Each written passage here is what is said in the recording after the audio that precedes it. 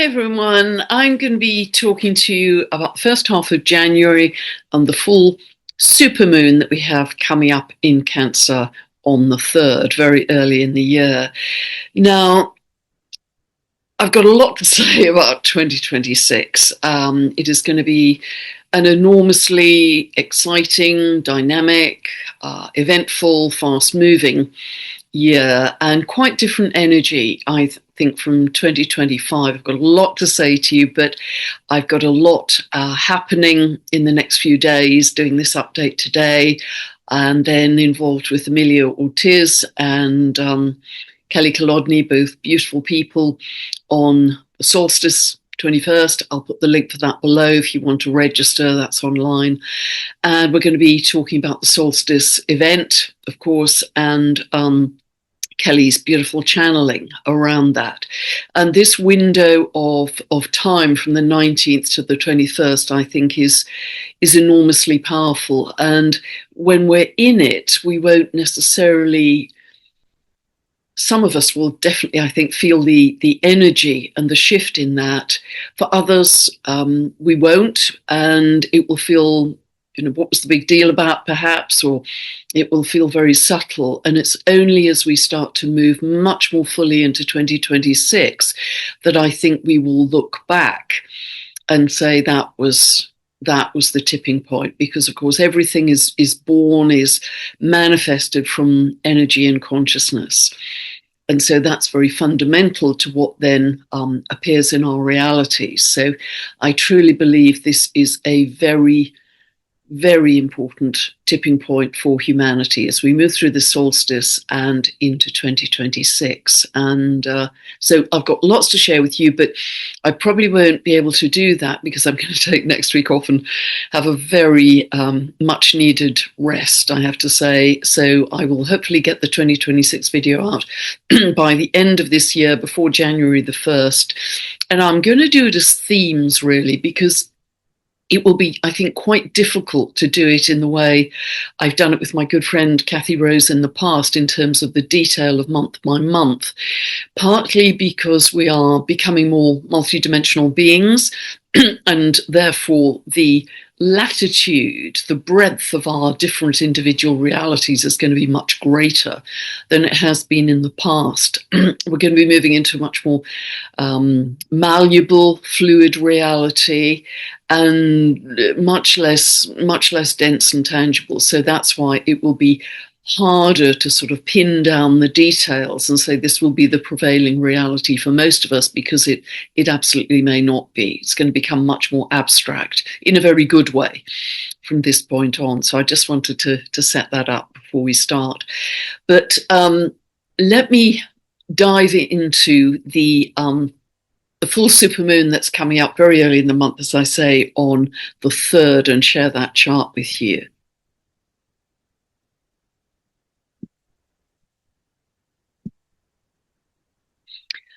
Okay, so here we see it. This is happening at 10:04 in the morning in the UK.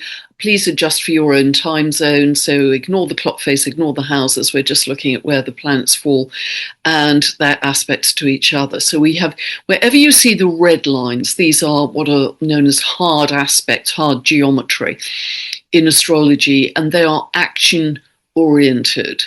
I often refer to them as the grit in the pearl that gives us the grit in the oyster, rather, that gives us the pearl, a very action focus. So we have a lot of energy and dynamism happening at this time. Now, the moon, that's why it's called a supermoon, is much closer to the Earth and its orbit at this time. And that, of course, will give a stronger pull not only on our psyches, but on the tides and also the tectonic plates. So greater seismic potential is always possible at a full moon, particularly at a full supermoon. And of course, it can be seismic in various ways. It can be seismic in terms of literal earthquakes, volcanoes. We're seeing a huge amount of volcanic activity in particular this year. And even though the year hasn't ended, it is already the 6th most seismic year on record. So all that we were feeling early in the year with those predictions about greater seismic activity are absolutely coming true. And I think we will see even more of that potentially in 2026. So it's powerful. And here we see the sun and moon are always obviously opposite each other at a full moon. So the moon is at 13 degrees 02 of Cancer.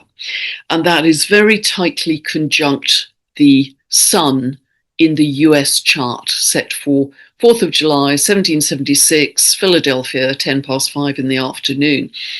So in that chart, in any country's chart, the sun represents the leadership of that country. So this full supermoon is going to be shining a light on the leader, on the US president at this time. The sun in that chart is on the cusp of the 7th and 8th houses. 7th house is to do with foreign relations, and the 8th house is to do with really it's other countries' money. So it's really the investment in the US, the status of the dollar, that kind of thing. And the sun in that chart, because it rules Leo, is also ruling the 9th house in that country's chart, which is to do again with foreign relations, but also legalities, any big important legal developments at that time. So it'll be interesting to see what unfolds. But any full moon, particularly a full supermoon, is a culmination. So see where 13 of Cancer falls in your chart. This is a culmination, a completion, a closure, or it could be shining a bright light on something that you are not aware of before.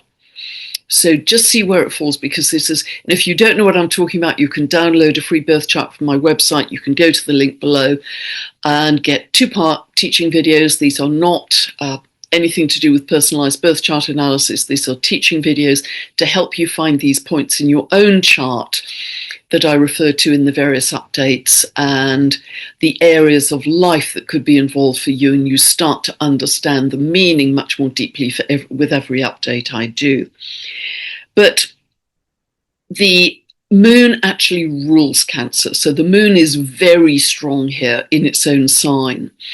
And Cancer as a sign is very psychically sensitive, particularly the moon in Cancer is very psychically sensitive. It's to do with caring, nurturing. It's very emotionally expressive and emotionally expansive because it's conjunct Jupiter. Really very strong motherly qualities, nurturing qualities, instinctively understand what other people need to feel nurtured. And the moon becomes exactly conjunct to Jupiter about 12 hours later. So in the UK, that would be 10 p.m. And again, just work out what that would be for your own country. EST is 5 hours back from UK, and PST is 8 hours back. So it may well be that this is a situation where big emotions are being expressed, big loving, caring, what can we do to help type emotions are being expressed. Also, of course, this is one of the key, it's a cardinal water sign, so we could see some big water events at this time. Now, Neptune is at the anaretic degree all month. When Neptune, and I mentioned this in the last update actually, when Neptune went stationary direct on the 10th of December, I said it was possible that we would see a lot of flooding somewhere in the world. And remember that transiting Neptune is on the IC, the base of that US chart. And so potentially the US was one of the areas that was going to be highlighted. And indeed, there was some catastrophic flooding, absolutely catastrophic. It was in the northwest of the US principally. It was, I believe it was Washington State, Oregon, and I believe Montana. But it was huge. Cars being washed away. It was very severe indeed. So let us hope that we are not going to see something similar. You know, stay in peace, stay in calm, because when we're agitated, because everything is connected, the earth is more likely to express in extreme ways too. But this could be a time where we see a lot of big water in some way, because Neptune is going to stay on that anaretic degree until it moves into Aries on the 26th of January for the beginning of another 165-year orbit around the zodiac. So these are the last kind of 3 weeks or so that it is in Pisces. So we will see what unfolds. And I really see that as the end of the illusion, the end of the old world in many ways. The end of the dream, and was it really a dream? I think we're moving into a very different and much more positive dream from here. So we have 4 planets here in Capricorn, and this is very practical.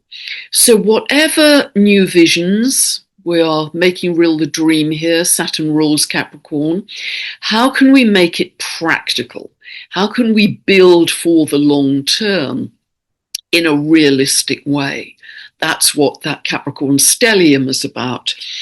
And I think we are, many of us thinking, yeah, well, I've got all these ideas, I have the visions.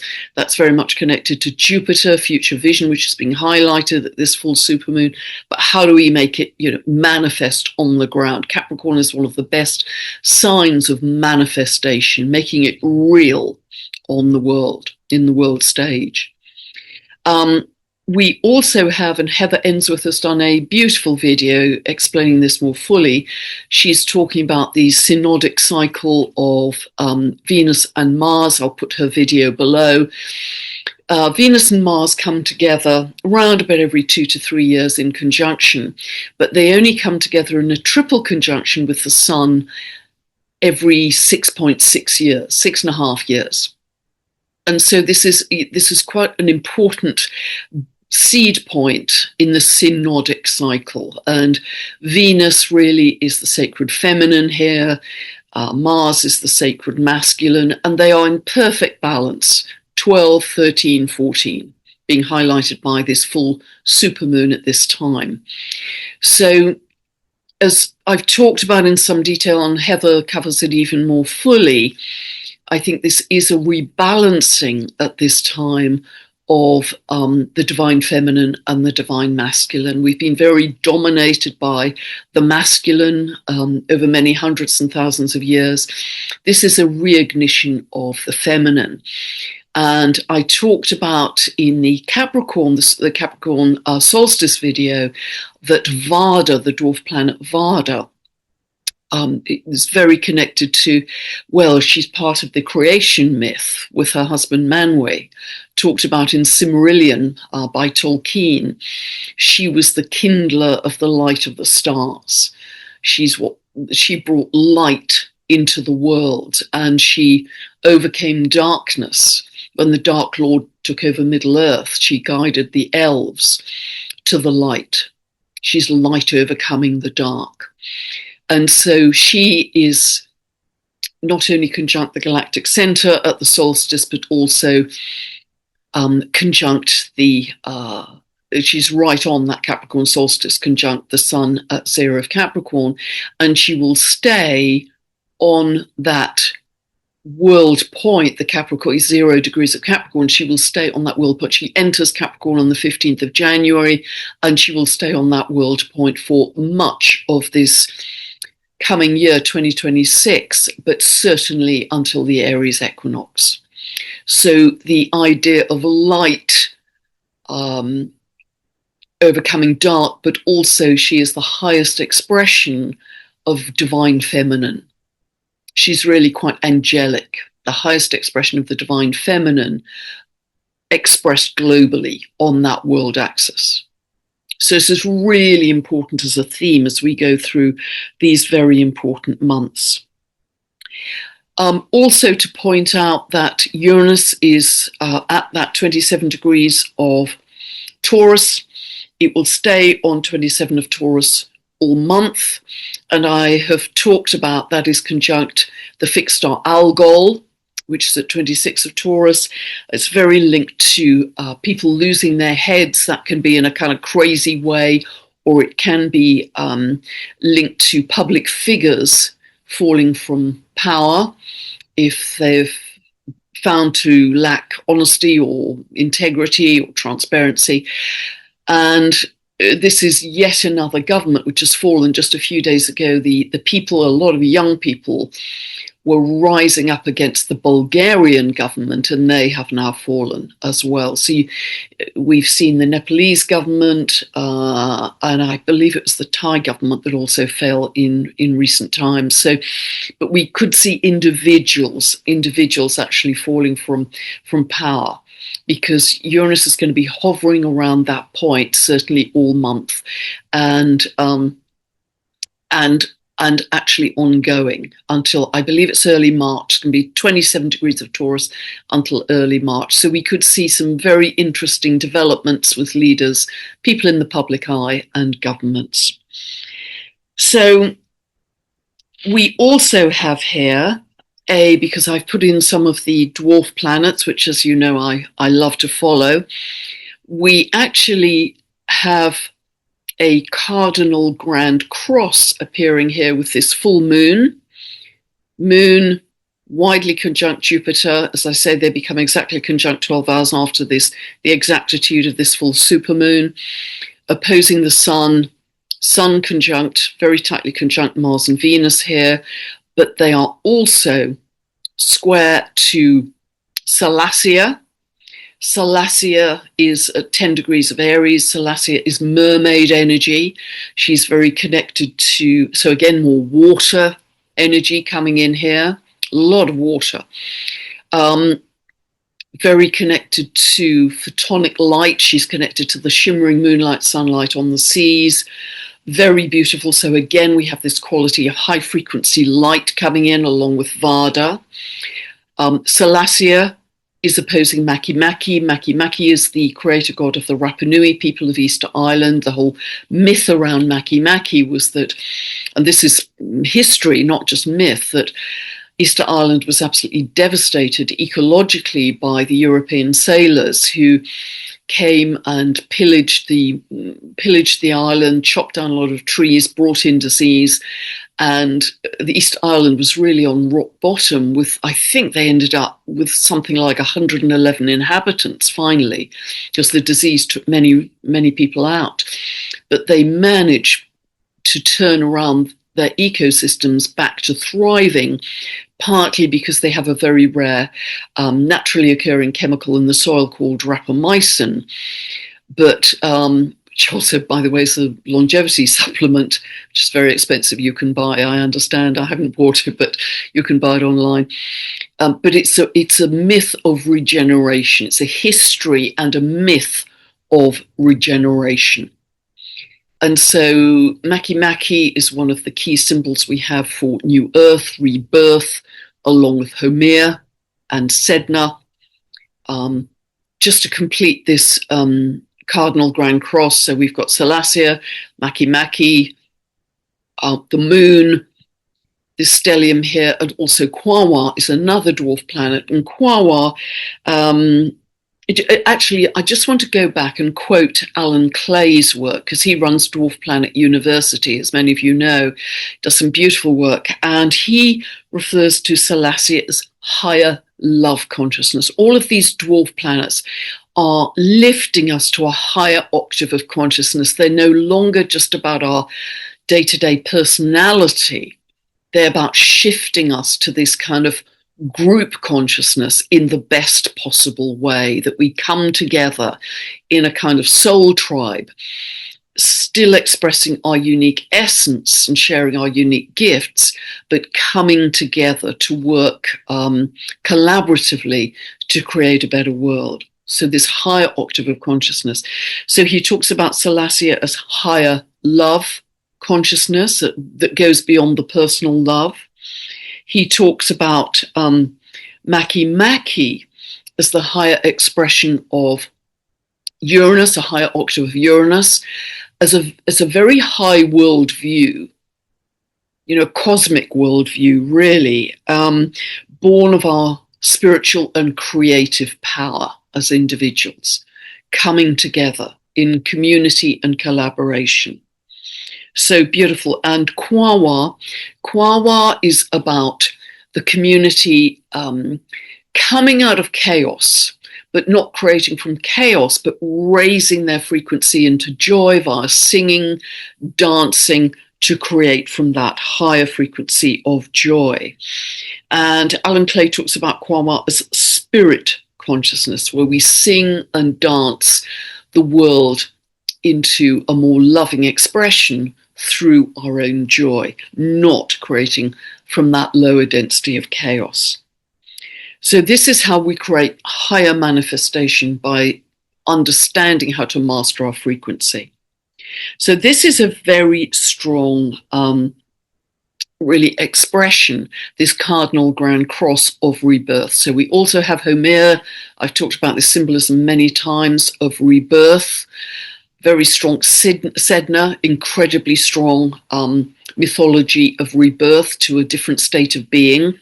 She's conjunct Uranus here, and Sedna is actually in a kind of triple sesquiquadrate here to Venus, Sun, and Mars. And a sesquiquadrate is yet another very strong hard aspect, hard geometry, to really give some urgency to this sense of rebirth, shifting to a higher state of being in perfect balance with the sacred feminine and the sacred masculine at this time. Much more balanced going forwards. Remember, the divine feminine isn't a statement of gender, it's a statement of, it's an expression of yin energy, receptivity, love, just really, it's almost Chariklo-like. Chariklo is a beautiful expression of divine feminine energy, of just being able to hold sacred space and receive, rather than the push and the efforting of what we've known in our world as masculine. Also, we have Jupiter here squaring Chiron and Eris. Jupiter is expanding the rebellious energy of Eris, the revolutionary energy of Eris, for sure, at this time. We're going to see a lot of revolutionary energy through 2026, but also giving us the potential for healing in this very tight square to Chiron here. Potential for healing our Earth, that will grow even stronger in 2026, particularly from July, when Chiron re-enters Taurus. It's only in Taurus from July to September 2026, but Jupiter is going to, certainly here, is expanding that potential healing as well. So just in terms of, and the other thing to mention, we also have Quindicile's 165-degree aspects from Saturn and Neptune making real the dream to Makemake. And this is really where it's at, isn't it? We look at the devastation of our Earth, the toxicity, the pollution in the seas, the oceans, the land, the expression of toxicity in our society in terms of, war, hunger, poverty. And it's pretty devastating. And many of us think, how can we possibly deal with all of these issues and problems? They're just overwhelming. But what we have to do is raise our frequency to a higher level. That's the shortcut, actually, because if we can raise our frequency, our consciousness to a higher level, where we have this sense of oneness and connection, that we are connected to all living beings, it will be impossible to hurt another living being. It will be impossible to hurt an animal, to go to war, to create hunger and disease for other people. It would just be unthinkable. That's the shortcut. The long way round is, okay, we've got to have a plan, and we go to A to B to C to go to raise the money, to get a boat, to do X, Y, Z. That's the long, linear, logical 3D way around. The shortcut is raising our consciousness. And that's why 2 years ago, pretty much, I set up those free 15-minute meditations, 7 p.m. UK time, every night, clock in. You're welcome across the world. Just go into the meditation page of my website. I'll put the link below. Video explaining how I had the idea, suggestions for setting intentions and what we do. People are joining that in their thousands from all over the world. And, some really beautiful experiences when people haven't maybe joined in with the energy for a week or two, and they come back, they say the web of light around the earth is extraordinary compared to when they last did that meditation, all for free. We can all do this. We can all do this and make a difference. But certainly these quintuplets to Saturn and Neptune are giving this urgency of, in order to make real our dream, we really have to raise our consciousness and get in connection to the natural cycles, the rhythms, to nature, and honor and harmonize with Gaia. Honor her, not exploit, rape, pillage, and trash her, but honor her. So there's some very strong themes and messages here. So this is on the 3rd. Now, just to say, this conjunction between Venus and Mars becomes exact on the 7th. Again, Heather covers that. Just to say that also I looked at the astrocartography I'll stop sharing here, looked at the astrocartography for this full supermoon. And this is where, at the moment of the full supermoon, this is where various planets become exact geographically, as if they were leaving a shadow across the Earth. So the Sun, Moon are angular through countries west of Russia, that country I can't name on this platform, beginning with a U, Eastern Europe broadly, and Saudi Arabia, and also skimming just the very east coast of Australia. Remember that when I share these countries with you, these are geographies where the full supermoon may manifest more fully in terms of some kind of newsworthiness. Not all of them, but some of them. I always look at where Uranus falls, particularly on the angles. So Uranus is conjunct the IC, the base of the land, running through Peru and Colombia, so just skimming the west coast of South America, and then up through Washington, D.C. and New York, also eastern Canada. And it's also conjunct the midheaven, so that's more linked to leadership and government, through Russia, Mongolia, China, down through Thailand as well. So we'll see what unfolds, but often it's quite interesting in terms of what appears at that time. So but I want to go on to show you another chart, because this is still in the first half of January that I'm covering in this video, but the astrology becomes very dynamic indeed, pretty much exactly around the 9th. It's really operational between about the 7th and the 10th, but it's very particular around the 9th. And Stephen Burns has talked a great deal about this, and I'll link one of his recent videos below. And you can take a look at that too. He covers that in great detail. But let me just share the chart with you here. This is the event. And as you can see here, by the 9th, there may not be any event, I have to say. I just gave it a title of the event, but there may not be any dramatic event at all. But the astrology is very dynamic in terms of the geometry. So we have Venus, Sun, Mars, super tight conjunction, all at 19 degrees of Capricorn, super tight, with Jupiter opposing all three of them at 20 degrees of Cancer. So Venus and Mars are actually, if we look at it heliocentrically, they are on the far side of the Sun.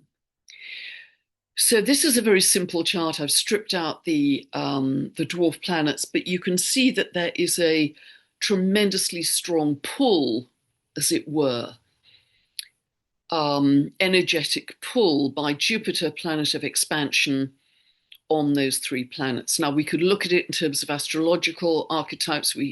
A very expansive future vision. Jupiter, Sun, we're looking to our future. In many ways, it looks very positive, Jupiter, Venus, but it is extremely dynamic energy. You know, this is very interesting because when I was just looking at this, the 22 of the cardinals is, of course, very reminiscent of 2245 of Capricorn, which was the exact conjunction of Saturn and Pluto on January the 12th, 2020, which kicked off the whole pandemic. And the Sun, of course, followed by Venus and Mars within a few days, is going to be moving on to that 22 of Capricorn as well. But already at 22 of the Cardinals, we have Chiron, and then the moon hits that at 2200 hours UK time. So I just thought that was very interesting. So we'll see what happens, but Stefan covers this very fully, and we will see what unfolds. But you know, it's possible there could be some extreme weather, extreme earth event at that time. We'll have to wait and see. I do think through 2026, we're going to have more extreme weather and more earth events. And that's partly because Gaia is going through her own rebirth. But the more we can stay in peace and calm and love, that will help to calm everything down. If we're in anger and fight and judgment and, you know, polarity, that's a kind of energetic agitation. And because everything's interconnected, the earth picks that up too. The animals, the trees, you know, everything around us picks up that agitation.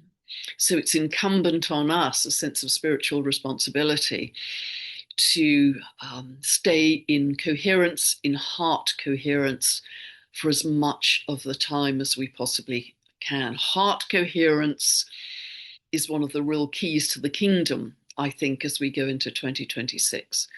I can see enormous positives in 2026, enormous positives, and a year of great excitement. But I'm going to leave all that until I get round to do my video, which I promise I'll do by the end of the year, looking at those themes and some dates. Actually, I will put in it, but I want to look more broadly, really.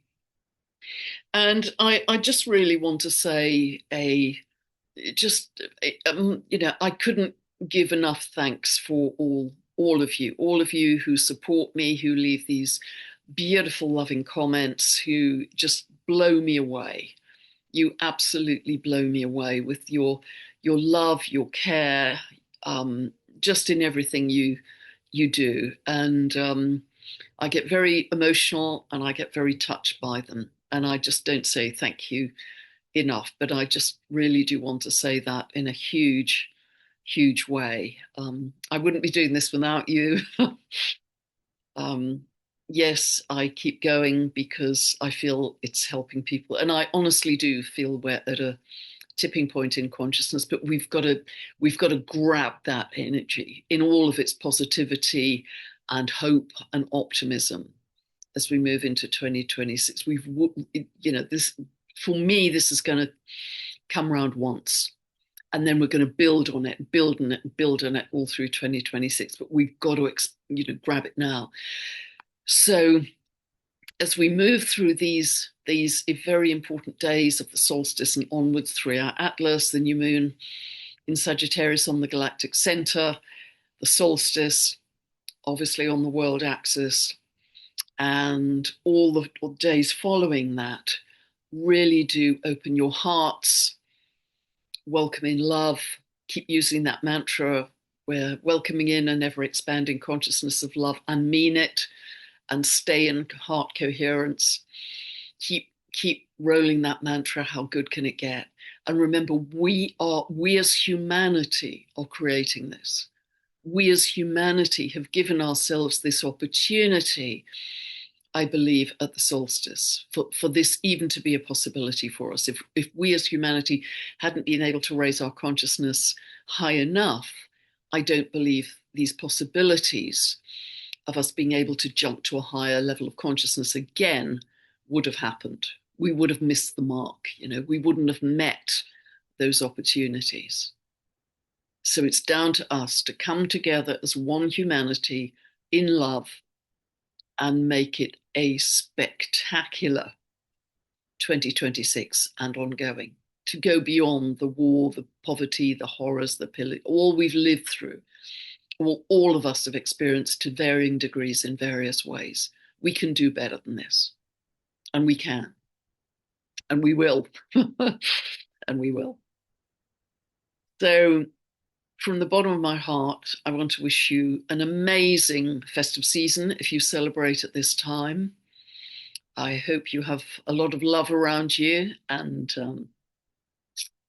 and have a rest too. I know I'm going to have a very big rest. I think I'm going to be a dormouse through next week, but it's much needed before we bounce back into some very fast moving energies. So I've said enough. God bless. I'll be back very soon, I promise. God bless, much love, and thank you a millionfold for all that you are and all that you do. Bye for now.